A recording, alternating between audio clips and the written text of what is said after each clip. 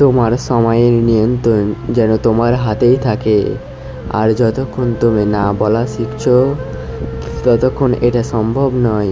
অন্য কাউকে তোমার জীবনের পথ ঠিক করতে দিও না। যদি কোনো কিছুই 10 বছর ধরে করার ইচ্ছে না থাকে তবে সেটা 10 মিনিট করিও বোকামি। সাফল্যের সূত্র 1, কখনো টাকা নষ্ট করো না। সূত্র 2, কখনো সূত্র 1 ভুলো না।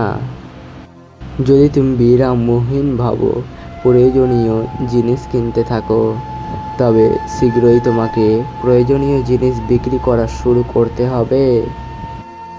তোমার মাঝে যদি দক্ষতা আর চেষ্টা থাকে তবে সাফল্য সময়ের ব্যাপার মাত্র। যদি পরিবর্তন আনার জন্য আমরা অন্যের ওপর ভরসা করে থাকি তাহলে কখনোই পরিবর্তন আসবে না। সেটা করার জন্য আমাদের নিজেদেরই এগিয়ে আসতে হবে।